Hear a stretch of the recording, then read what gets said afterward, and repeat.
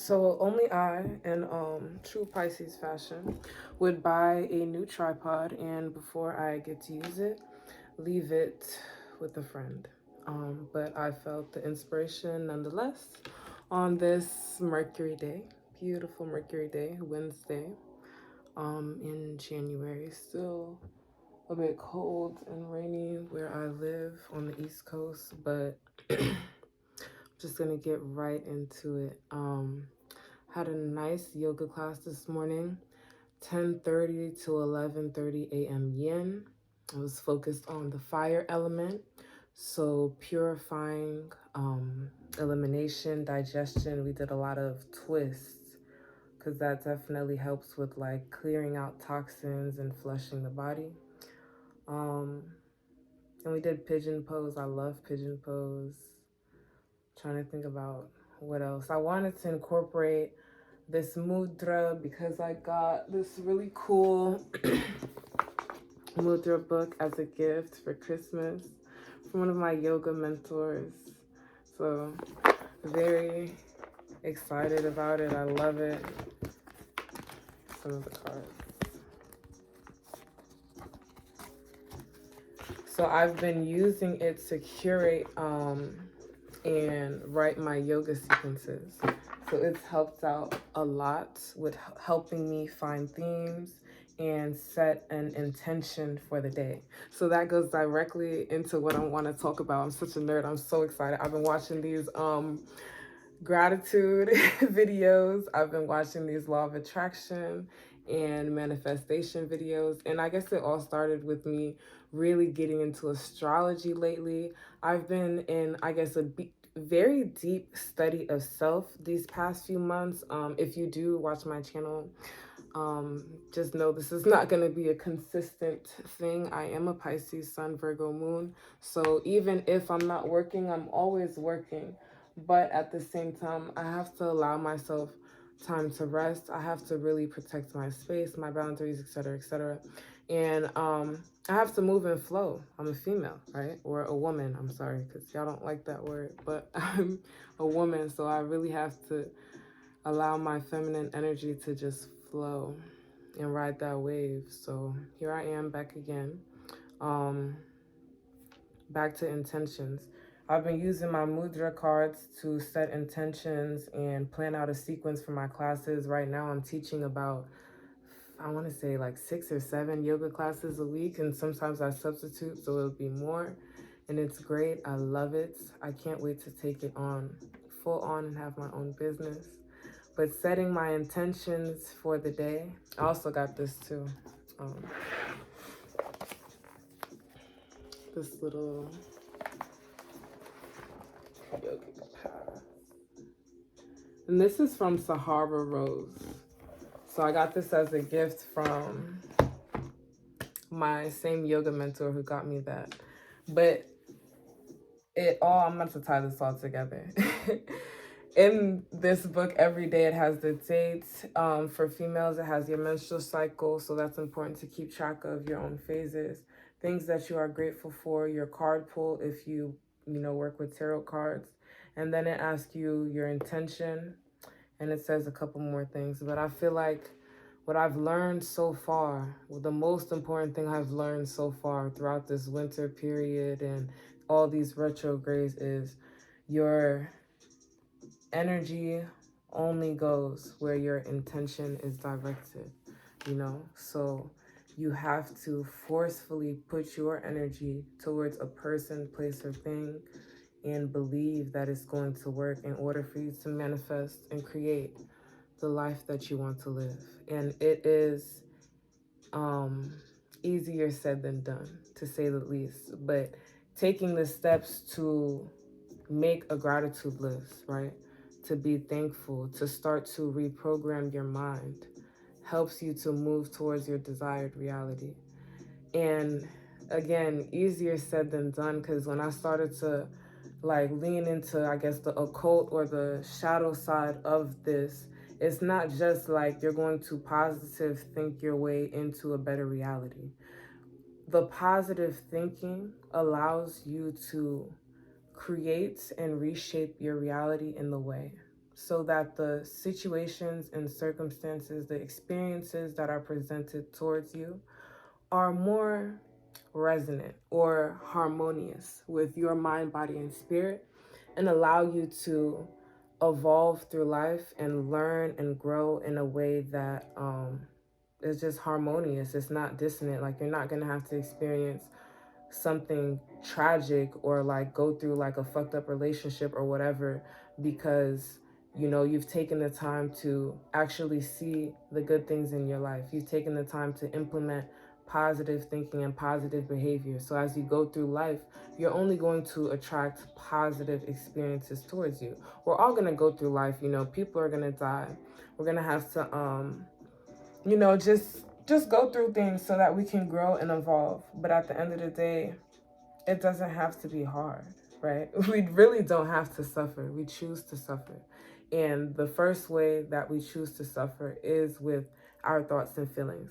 The thoughts and feelings we think about ourselves, the thoughts and feelings that we think about others, and the thoughts and feelings that we choose to just stay in like all day, every day. When we talk about, being in a certain energy or a certain vibration or frequency, it's those thoughts and feelings that determine that whatever vibration frequency you're in, or determine whatever like your breath pattern too. Because when you think about this girl, I watched her video earlier, New Mind Frame. She said, just take a moment, close your eyes, and think about a moment like when you were intimate with somebody, and feel into your body and notice how your breath changes. Notice the physiological change. She didn't go this deep, but notice what's going inside or around your body when you start to think about an intimate moment with somebody. Everything starts to change. Your brain chemistry starts to change. Your thoughts really start to control everything that's going on around you, and not just within you, because that's only I guess a physical experience or a physical example. But whatever you feel internally starts to characterize and manipulate and control or reshape what you experience externally as well. So very important that on this Mercury day, because Mercury governs the mind, Mercury governs thinking, Mercury governs receiving information and giving information, right? And it's not just verbal communication. I started to pay attention to just looking at it from an astrological standpoint. Watching TV shows, I'm noticing the sun, moon, and moving through like the Mercury, Venus, and Mars through the characters that you're watching, especially if you're just invested in the show. Most shows, 8 episodes, a couple seasons or whatever. If you really care enough, you can start to pay attention to their sun, their actions, the action that this main character, whoever chooses to go take. Their moon would be the subtleties. So when they're communicating with the person, what is their body language saying? How can you, like, the moon would be the emotions and feelings. So you have to pick up on a person's micro expressions, like the little twitches in their eyes, how they approach somebody, whether they touch them or not, this and that. I'm giving y'all good shit. And that will show you, the that will show you a person's moon, or their emotions and feelings, their characteristics. So you see their sun, their actions. You see their moon through the subtleties, the micro expressions. You start to see their emotions, their instincts, what comes to them naturally by watching a person's moon. Pay attention to their subtleties. Mercury would be paying attention to their voice, their tone of voice, paying attention to the pitch in their voice, the words that they choose to use. Does this person cuss a lot? Does this person speak highly of themselves and other people or not? So paying attention to their Mercury would be looking at a person's linguistic patterns, their semantics, the way that they put sentences together. Then we move towards, what's after Mercury? Venus. So you see how a person connects with another. And you don't have to have a person's chart to observe a person and watch these things about them, right? It's not, you don't need to, you can go sit in the mall or something and people watch a person, how they act would be their sun.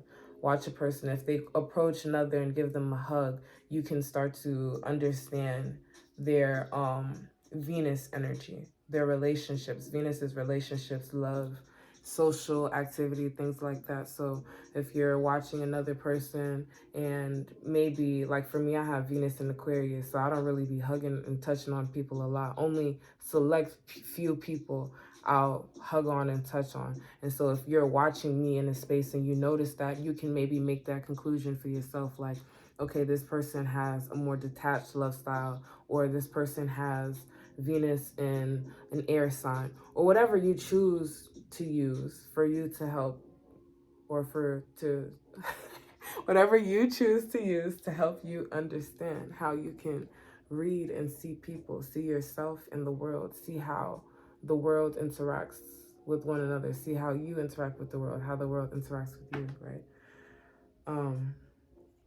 But I feel like what just sparked this all was that mercurial energy. So like just actually sitting and thinking about it, visualizing myself in these scenarios, and then communicating, because Mercury is communication as well, on video, and sharing these thoughts and feelings out loud. So yeah, spending time positively reprogramming the mind to see the good in life and the good in others, not being naive at all, but just choosing more harmonious experiences. If you're gonna go through life, at least like me, for me, I don't want to suffer. I want to have an easy life, and I know life isn't easy, and I know I was meant to, like, I was built for a lot of shit, you know. But I want to have as many smooth sails as possible, if possible. And I know it's up to my choosing and how I choose to just portray myself, how I choose to see others, see myself. And that all begins in the mind, you know. And that is what something I wrote here. The mind is all, the universe is mental. It all starts here. And then from here, you can shift and create and reprogram everything else around you. What you think, you create. Something I heard earlier from El Goliath. He's on YouTube. He's amazing. And again, it's not just positive thinking your way through life, but as you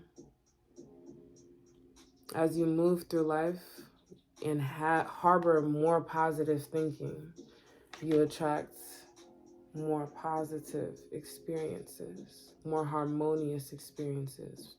You still gonna go through life. It might hurt sometimes, you might cry, but it will be easier for you to evolve and understand what you're going through when you choose to lift that burden of negativity, you know, and stop trying to see everything as being so fucked up. And, you know, embarking on this path of choosing to be grateful and choosing to reprogram your mind and choosing to, you know, start to reshape your reality will force you to experience and face things like your traumas, your fears, etc., etc. But it's to help you grow and evolve. And as long as you keep your mind strong, it will be easier for you to grow, and easier for you to evolve, and easier for you to face all those fears and those little traumas.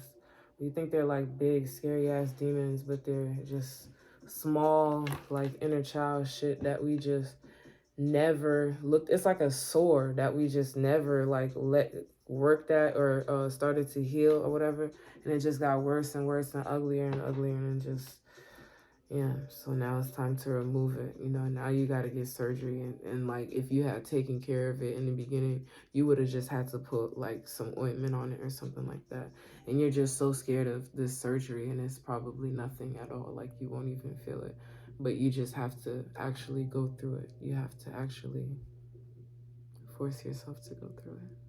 Okay.